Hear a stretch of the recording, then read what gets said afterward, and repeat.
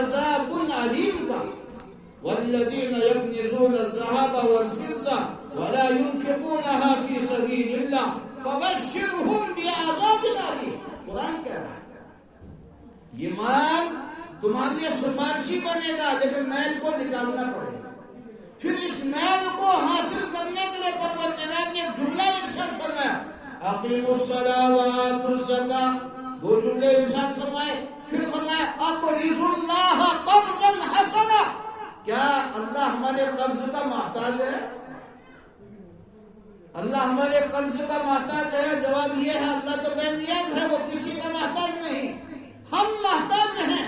لیکن پروردگار یہاں جملہ جو ارشاد فرما رہے ہیں میرے بندو مجھے قرض حسنہ دے دو.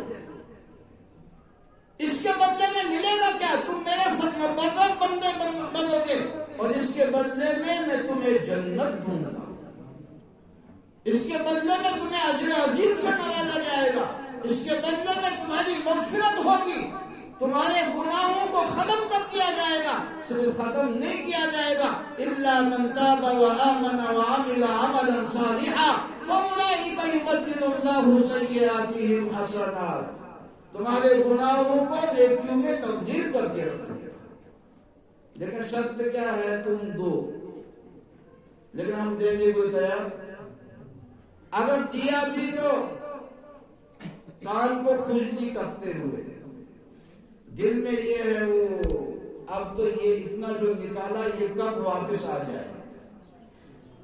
اگر اس سے معلوم ہو کہ رسول رحمت تاجدار انبیاء محمد عربی صلی اللہ علیہ وسلم کا فرمان ہے تم مال کی زکات نکالو تمہارے مال میں برکت آئے. زکات نکالنا تمہارا کام ہے، مال میں برکت دینا کس کا کام ہے؟ مجھے ایک واقعہ ذہن میں آیا. ایک محلے میں آگ لگی. جب آگ لگی تو شعلے اڑ رہے ہیں. ایک دوست کو کہا گیا کہ تمہارا مکان بھی اسی محلے میں جل جائے گا. اس نے جواب میں کہا میں اپنے مال کی زکات دیتا ہوں. مجھے رب کعبہ پہ یقین کامل ہے میرے مکان تک آگ اگر پہنچ بھی گئی لیکن میرا مکان نہیں جلے گا. گمان تھا رب العالمین پہ. محلے میں 20 مکان جلے، چاروں طرف مکان جلے لیکن اس کا مکان نہیں جلا. اس کا مکان نہیں جلا. کیوں؟ اس نے اللہ کا حق اللہ کے راستے میں دیا تھا. ہم اللہ کا حق نکالنے کو تیار. اگر اتنا دے دیا تو یہ کم ہو گیا، اب کیا کروں؟ اب بچوں کا مستقبل کیسے روشن ہوگا؟ لیکن پروردگار کہہ رہا نہ اس سے تمہارا مال کم نہیں ہوگا، مال میں برکت آئے گی. جو مال تمہاری بیماریوں پہ لگتا ہے اللہ اپنی رحمت سے بیماریوں کو ختم فرمائے گا. مال میں برکت ہے یا نہیں؟ جو مال تمہیں دنیا کے تماشوں میں لگ رہا ہے اللہ اس سے تمہاری حفاظت فرمائے گا، تمہارے مال میں برکت ہوگی. یہ مال کم نہیں ہوتا، یہ مال بڑھتا ہے. شرط یہ ہے کہ انسان کے دل کے احساسات اجاگر ہو جائے. تو پروردگار نے کہا اقیموا الصلاۃ، نماز قائم کرو، آتوا الزکاۃ، زکات دو. مال کو حساب کر کے زکات دے دو. اب انسان کہتا ہے زکات اگر دیا تو کس کو دوں؟ زکات اگر دیا تو کس کو دوں؟ میں اپنے قریبی رشتہ داروں میں ڈھونڈوں گا کوئی زکات کا مستحق. چند دن پہلے ڈاکٹر صاحب مجھے فون کر رہے ہیں. میرے دوست ہیں عمرہ پہ میرے ساتھ.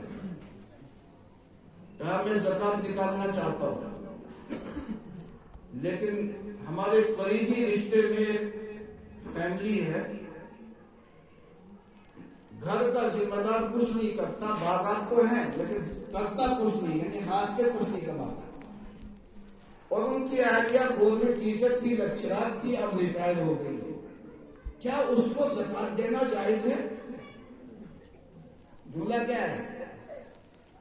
لیکچرر ریٹائر ہے، باغات بھی ہیں گھر میں لیکن ہاتھ سے نہیں کماتا، بچے بالغ ہیں، شادی کو پہنچے ہیں، کیا اس کو زکات دینا جائز ہے؟ تو میں نے جواب میں کہا لا حول ولا قوت الا باللہ. اس نے کہا کیوں آپ نے ایسا کیوں پڑھا؟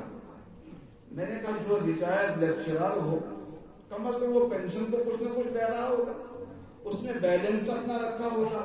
جب اس کے پاس باغات بھی ہیں, مکان کیا ہے, کیا ایک گاؤں میں ہے, ایک شہر سری نگر میں ہے. شہر سری نگر والا کرائے پہ رکھا ہے, گاؤں والے میں بستے ہیں. مجھ سے میرا دل چاہتا ہے میں اس کو زکات دے دوں. اب میں نے بھی تھوڑا سا کیونکہ دوستانہ ہوا, 1 مہینہ ساتھ میں رہے, میں نے کہا تھوڑا سا اس کو کھجلنا شروع کروں. میں نے کہا آپ زکات دینا چاہتے کیوں ہیں؟ کہ اصل میں میری والدہ اور اس کی آپس میں بنتی نہیں ہے. اب جب میری والدہ جائے گی زکات دے کر تو کافی مال ہوگا, یہ مال اس کو پکڑایا جائے گا تو ہمیشہ اس کے نیچے دبی رہے گی, پھر یہ اس کے خلاف زبان درازی نہیں کر پائے گا. میں نے کہا انا للہ و انا الیہ راجعون. میں نے کہا آپ کے قریب میں کوئی دینی ادارہ نہیں ہے؟ کہا نہ. میں نے کہا جاؤ یہ زکات کا مال اٹھاؤ, اس دینی ادارے کو دے دو. اس خاتون کو نہیں دینا, زکات بھی ادا نہیں ہوگی اور تمہاری نیت بھی خراب ہے, نیت بھی ٹھیک. کہا اچھا. کہا اب دینی ادارے کو دوں گا تو دینی اداروں کو بھی والوں کو بھی تو احساس رہنا چاہے کہ اس نے زکات دی. دینی اداروں والوں کو بھی کیا رہنا چاہے, احساس رہنا چاہے, تاکہ اگر میں زکات کا مال 1 لاکھ لے کے جا رہا ہوں کسی دینی ادارے میں, کل میں جاؤں گا دینی ادارے والے کے پاس, 10 بچے مجھے چاہیے, مجھے یہ کرنا ہے. تمثال کس نے انکار کرے, تمثال کو میں ویلکم رسوں, آئیے تشریف لائیے, میرے لیے کرسی لانی چاہیے. میں نے کہا پھر تو زکات کا مال نکال, اس کو باہر نکال اور وہاں جلا دے. دینی ادارے والے تمہاری زکات کے محتاج, یتامہ اور مساکین تمہاری زکات کے محتاج نہیں ہیں. ان کو بھی رب نے پیدا کیا ہے, ان کو اللہ اپنے خزانے سے بہترین کھلائے گا. تمہاری زکات میں محتاج کوئی بھی نہیں ہے, تم محتاج ہو. یہ مساکین تمہارے گھر دروازے پہ آ رہے ہیں, یہ مدارس والے تمہارے دروازوں پہ آ رہے ہیں. آؤ یہ زکات جو مال ہے, یہ مال کی میل ہے, اس کو نکالو اور نکال کے ہمارے حوالے کرو. ہم اس زکات کے مال سے تمہیں حفاظ, قرا اور علماء اور مفتیان کرام دیں گے. یہ ان کا احسان ہے, تمہارے دروازے پہ آتے ہیں. اور تم کہتے ہو کہ ہم بعد میں ہمارا ویلکم بہترین انداز سے ہونا چاہیے. میں نے کہا ایسے مال کو باہر آگ لگا دو, ہمیں ایسے مال کی ضرورت. اس لیے بزرگوں دوستوں ارادہ کر لو, رمضان کے جو چند ایام باقی ہیں اس میں ہم زیادہ سے زیادہ استغفار کریں گے انشاءاللہ. انشاءاللہ بھی نہیں ہو رہا ہے. استغفار کرنے میں انشاءاللہ ایسا ہو کہ مسجد گونج اٹھے. کریں گے استغفار انشاءاللہ. استغفار زبان سے پڑھا جاتا ہے, دل سے ندامت کے آنسو سے رویا جاتا ہے.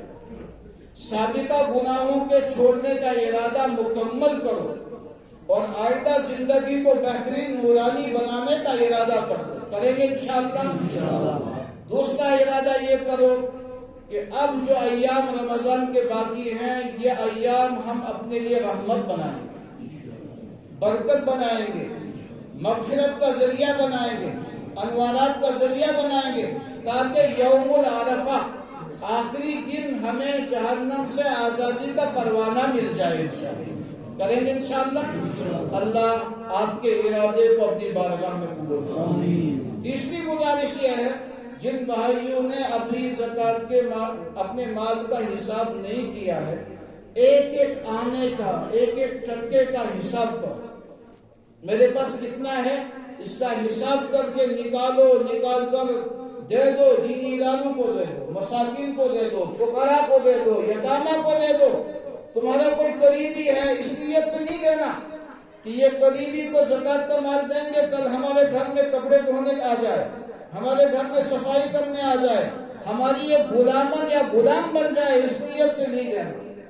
چپکے سے ایک ہاتھ سے دے دو, اور یہ بھی اس سے احساس نہ ہو کہ یہ زکات کا مال دے رہا ہے. دے دو تاکہ اس کی زندگی, روزمرہ کی زندگی بہترین گزر جائے. لیکن زکات کا نہ نکالنا یہ ہمارے لیے کل قیامت میں حجت بنے گا. دینی مدارس والے آتے ہیں زکات کا مال دو, اور یہ دینی مدارس والے آپ کا زکات کا لیا ہوا مال جب لے کے جاتے ہیں, پھر آپ کو امام دیتے ہیں, پھر آپ کو اذان پڑھنے والا دیتے ہیں, پھر آپ کو آپ کا جنازہ پڑھنے والا دیتے ہیں, پھر آپ کو آپ کا نکاح پڑھنے والا دیتے ہیں، پھر آپ کو آپ کی بستی کو قرآن پڑھانے والا ایک حافظ اور قاری دیتے ہیں۔ ان سے دو فائدے ہمیں ملتے ہیں، اور دور حاضر کے حالات کو سامنے رکھ کر ہم سب کو بڑھ چڑھ کر دینی اداروں کی معاونت کرنی چاہیے۔ اللہ مجھے بھی اور آپ کو بھی عمل کی توفیق عطا فرمائے۔ جمعہ میں اور غیر باقی نمازوں میں مدارس والے آتے ہیں، آج بھی ہمارے بہت